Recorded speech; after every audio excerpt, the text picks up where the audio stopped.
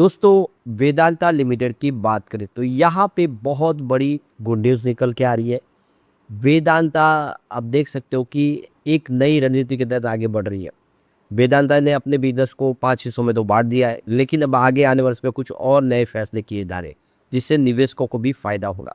Vedanta aluminium की बात करें, यहाँ पे कंपनी को यहाँ पे देखो कि जो फैसला था उसको लेकर स्पष्टीकरण देना पड़ा। उन्होंने अपना क्लेरिफिकेशन दे दिया है, क्या कंपनी 13,500 करोड़ बीच का फंड रेज करने जा रही है, जिसका जवाब आ चुका है। और ब्रोकरेज हाउस यहाँ पे बहुत ज़बरदस्त यहाँ पे अपनी तरफ से राय रख रहे हो, अपना नज़रिया रख रहे। इसके अलावा कंपनी को एक बड़ी जीत मिली है वेदांता को, इन्होंने एक बड़ी टेंडर के माध्यम से जीत हासिल की है। तो पूरी अपडेट क्या उसको भी जानेंगे इस वीडियो के माध्यम से।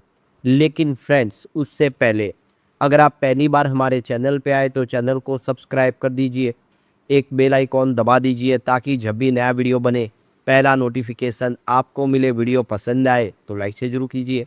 चलो फ्रेंड्स, वीडियो स्टार्ट करते हैं। मैं हूँ आपका दोस्त SB दवे और हमारे अपने चैनल ऑनलाइन कमाई में आपका बहुत बहुत स्वागत है। सबसे पहले वेदांता लिमिटेड के कारोबार की बात करें तो 277 पर आप देखें क्लोजिंग देखने को मिली आज 0.84% की तेजी के साथ। तो यहाँ पे 275 पर क्लोजिंग थी कल की। आज शुरुआत कमजोरी के साथ हुई 273 पर। इंट्राडे में 271 का लो भी बना, लेकिन अच्छी बात यह रही कि निचले लेवल से जम के खरीदारी शुरू हुई, जिसके दम पे ये 278 तक चला गया। तो अब आप देख ही सकते हो कि स्टॉक के अंदर फिर खरीदारी दिखने लगी है और इसके पीछे कंपनी का शानदार फैसला, जिससे निवेशकों का रुझान फिर पॉजिटिव हुआ है। आने वाले समय फिर से निवेशकों को गिफ्ट देने की तैयारी कर रही है वेदांता लिमिटेड। अब यहाँ पे वेदांता एल्यूमिनियम की बात करें तो 469 पर क्लोजिंग थी, 2.42% की यहाँ पे हमें गिरावट देखने को मिली। तो वेदांता एल्यूमिनियम आप देखें आज दबाव में था, स्टॉक पिछले दिनों काफ़ी अच्छा दौड़ा, तेज़ी बनी, फिर आज प्रॉफिट बुकिंग आ गई। तो 480 पर क्लोजिंग थी कल की और 481 पर पॉजिटिव शुरुआत हुई। 483 का हाई भी बना, परंतु ऊपर के लेवल से ज़बरदस्त प्रॉफिट बुकिंग शुरू हुई, जिसकी वजह से 468 तक आ गया। तो काफ़ी अच्छी दौड़ लगाई थी, देखिए 423 दौड़ते हुए 480 पर पहुँच गया था। अब यहाँ पे प्रॉफिट बुकिंग आई है और ये शॉर्ट टर्म की प्रॉफिट बुकिंग है, लॉन्ग टर्म का नजरिया इसका बहुत ज़बरदस्त है। अब यहाँ पे वेदांता लिमिटेड से दोनों एक्सचेंज ने क्लेरिफिकेशन मांगा था कि मीडिया में जो खबर निकल कर आ रही है कि वेदांता एल्यूमिनियम 13,500 करोड़ बीच का 13,500 करोड़ बीच का फंड रेज करे एक्सिस बैंक, HDFC बैंक और ICICI बैंक के साथ। तो क्या ये बात सच है? तो इसको लेकर इनका क्लेरिफिकेशन आ गया। तो कंपनी की तरफ से कहा गया है कि वो अपने बिजनेस को आगे बढ़ाने के लिए लगातार अपनी फाइनेंसिंग और फंड रेजिंग की अपॉर्चुनिटी तलाशते रहते हैं। अपने बिजनेस को किस तरह से सेट करना है, अपना कर्ज उसको किस तरह से मैनेज करना है, हर कंपनी का वो काम होता है। उसी लक्ष्य के साथ हम भी आगे बढ़ रहे हैं। तो हम उसको लेकर अब इसमें आगे अपनी रणनीति बता रहे। लेकिन जो कंपनी के लिए इसमें सेबी के रूल्स के रेगुलेशन के तहत जो भी इवेंट इन्फॉर्मेशन की जानकारी डिस्क्लोज करनी चाहिए, वो हम करते हैं समय समय पर। फिलहाल ऐसी कोई जानकारी नहीं है जिसको हमें एक्सचेंज को बताना की आवश्यकता है। तो उनके हिसाब से उनका कहना है कि फ़िलहाल हम ऐसा कोई भी अनपब्लिश प्राइस सेंसिटिव इन्फॉर्मेशन नहीं है हमारे पास, जिसको हमें एक्सचेंज को डिस्क्लोज़ करना चाहिए। तो एक तरह से उन्होंने ये कह दिया है कि वो अपनी कोशिश से कर रहे हैं बिज़नेस को आगे बढ़ाने के लिए, वो उनका हक है। लेकिन ये जो वॉल्यूम वगैरह बढ़ा है, प्राइस बढ़ी, जो प्राइस सेंसिटिव हमारी तरफ से कोई ऐसी कारण नहीं। और उन्होंने एक तरह से इस खबर को खंडन भी नहीं किया है और इसको कबूल भी नहीं किया। उन्होंने ये कहा है कि जो भी जानकारी होगी हम एक्सचेंज के साथ शेयर करेंगे। हम जो हाईएस्ट स्टैंडर्ड कॉर्पोरेट गवर्नेंस के हम फॉलो करते हैं और सेबी के रूल्स रेगुलेशन के तहत जो भी जानकारी होगी हम ज़रूर शेयर करेंगे। तो इसकी जानकारी यहाँ पे आ चुकी है हमारे सामने।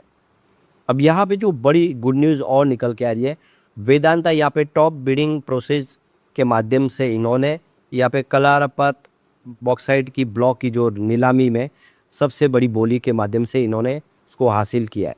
तो रिकॉर्ड 175 प्रीमियम के साथ ये बोली इन्होंने जीती है। फिर के रेस के अंदर हाईएस्ट बिडर के रूप में शामिल हुई है। तो ये बॉक्साइट की जो एक बोली थी, जिसमें देखिए वेदांता की जो बाल्को ने हाईएस्ट बिडर के रूप में अपने आप को साबित किया है। तो ये कलारपत बॉक्साइट ब्लॉक है उड़ीसा के अंदर और इनकी बोली सबसे बड़ी है। तो ये इंडिया की लार्जेस्ट अपटेन डिपॉजिट के माध्यम से देखें तो ये एक अनटैप्ड डिपॉजिट्स है। और अभी देखें तो जो कंपनी की तरफ से इसकी जानकारी निकल के आए कि सबसे बड़ी बोली वेदांता की बाल्को की है। तो इसकी जो बॉक्साइट की जो देखें लोकेशन, तो ये उड़ीसा की कालाहांडी डिस्ट्रिक्ट के अंदर है। ये कलारपत जो ब्लॉक है इसमें मोर देन 3,100 हेक्टेयर की है। और एस्टीमेट यहाँ पे टोटल जो लगाया गया कि 200 मिलियन टन इसमें बॉक्साइट हो सकता है। तो बाल्को ने देखे 175 प्रीमियम ऑक्शन पे इसकी बोली लगा के इसको जीता है। तो एक बड़ी अचीवमेंट है और लगातार आप देखें तो कंपनी ऑक्शन के माध्यम से बहुत सारी बोलियां हासिल कर रहे हैं। तो एक अच्छी अचीवमेंट हम कह सकते हैं और आने वाले समय इसका फ़ायदा भी होगा। तो वेदांता जिस तरह से एक के बाद एक फाइनल बिल्डर साबित हो रहे, कंपनी अपने बिजनेस को लेकर रणनीति बना रही है। 5 हिस्सों में कंपनी बँटने के बाद और तेज़ी से बिजनेस को लेकर इन्होंने रणनीति बनाना शुरू कर दिया। तो एक बहुत ज़बरदस्त माइलस्टोन अचीवमेंट है वेदांता के लिए। अब डीमर्जर के बाद वेदांता एल्यूमीनियम के लिए जैसे भागे खुल गए। सारे ब्रोकरेज हाउस ने अपनी-अपनी रिपोर्ट जारी की और रिपोर्ट सारी ज़बरदस्त है और अपने हिसाब से जो राय है रख रहे कि ये स्टॉक आने वाले समय बहुत बेहतर कर सकता है, यानी 17 से 35% तक की वृद्धि की संभावना यहाँ पे बन रही है। तो ये काफ़ी शानदार फैसला किया गया कंपनी की तरफ से, जिसका नतीजा आप देखने को मिल रहा है। तो जो मार्केट एक्सपर्ट है उनका कहना है कि कंपनी की अगली ग्रोथ केवल एल्यूमीनियम की कीमतों पर निर्भर नहीं करेगी, बल्कि उसकी क्षमता, विस्तार, बैकवर्ड इंटीग्रेशन, उत्पादन में लागत में कमी, वैल्यू एडेड प्रोडक्ट की बढ़ती हिस्सेदारी, मजबूत फ्री कैश फ्लो और बैलेंस शीट में सुधार इसकी कमाई को नई ऊंचाई पर ले जा सकते हैं। यानी कंपनी का जो रणनीति होगी वो इसको आगे बढ़ा सकते हैं, जो इस समय किए जा रहे हैं, रास्ते निकाले जा रहे हैं। और एल्यूमीनियम के अंदर सेक्टर में ऑलरेडी डिमांड तो अच्छी है, बहुत सारे सेक्टर में एल्यूमीनियम का इस्तेमाल होता है, तो कंपनी को इसका फ़ायदा होगा। कंपनी इसके लिए जो रणनीति बनाएगी उसका बेनिफिट ज़्यादा देखने को मिलेगा। तो आईसीआईसीआई डायरेक्ट का यहाँ पे कहना है कि भारत में एल्यूमीनियम की दीर्घकालिक मांग और कंपनी की विस्तार योजना भविष्य में मजबूत आय की वृद्धि का आधार बनेगी इसके लिए। कोटक इंस्टीट्यूट इक्विटीज़ का कहना है कि बैकवर्ड इंटीग्रेशन और विस्तार योजना कंपनी की लागत को और कम करेगी, जिससे मार्जिन और फ्री कैश फ्लो में सुधार होगा, जिससे कंपनी को बेनिफिट होगा। नोमा इंस्टीट्यूट इक्विटीज़ का कहना है कि कंपनी एल्यूमीनियम उत्पादन बढ़ाने, लागत घटाने और वैल्यू एडेड उत्पादों की हिस्सेदारी बढ़ाने पर फोकस कर रही है। ब्रोकरेज हाउस का मानना है कि अधिकांश पूंजीगत निवेश पूरा हो चुका है, प्रमुख परियोजनाएं अंतिम चरणों में, जिससे कंपनी बेहतर एल्यूमीनियम साइकिल का लाभ उठाने की स्थिति में है। यानी आने वाला समय कंपनी के लिए काफ़ी बेहतर होगा। मोतीलाल ओसवाल का कहना है कि ये जो क्वार्टर है कंपनी का, उसमें ज़बरदस्त एबिटा दर्ज किया कंपनी ने क्वार्टर 1 में, जिससे बेहतर एल्यूमीनियम की कीमतें और लागत अनुसरण का समर्थन मिला है। उनका मानना है कि कैप्टिव बॉक्साइट और कोयला खदानों की शुरुआत, अधिक कैप्टिव एल्यूमीनियम इंटीग्रेशन और बाल्को विस्तार से आने वाले समय मार्जिन और बेहतर होंगे कंपनी के। एमके ग्लोबल का कहना है कि बॉक्साइट, एल्यूमिना, कोयला और बिजली में बढ़ता बैकवर्ड इंटीग्रेशन कंपनी के नकद उत्पादन लागत को और कम करेगा। उससे दुनिया के सबसे कम लागत वाले एकीकृत एल्यूमीनियम उत्पादों में शामिल हो जाएगी कंपनी। तो कुल मिला के जितने भी ब्रोकरेज है उस बात पर सहमत हो गए कि रिकॉर्ड तिमाही केवल एक बेहतर प्रदर्शन नहीं, बल्कि कंपनी के दीर्घकालिक विकास चक्र की शुरुआत हो सकती है।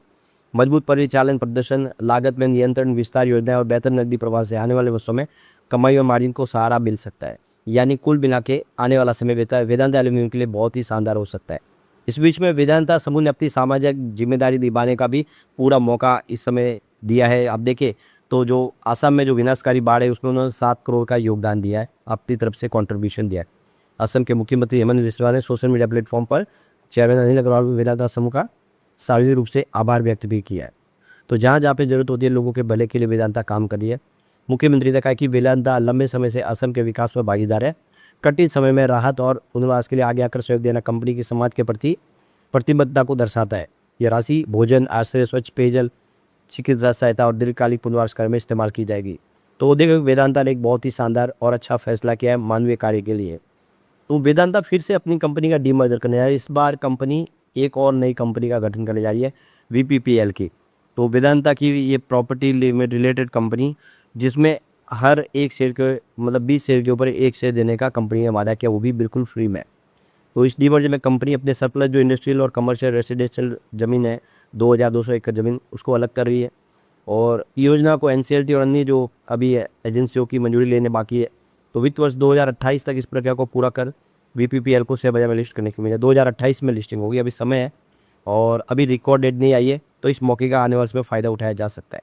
लेकिन फ्रेंड्स, कोई भी इन्वेस्टमेंट करने से पहले अपने फाइनेंशियल एडवाइजर से एडवाइस ले ले या अपना खुद का रिसर्च करें, क्योंकि मैंने वीडियो आपके एजुकेशनल पर्पज़ के लिए ही बनाया। वीडियो पसंद आए तो लाइक से जरूर कीजिए और चैनल को सब्सक्राइब कर दीजिए। Thank you friends.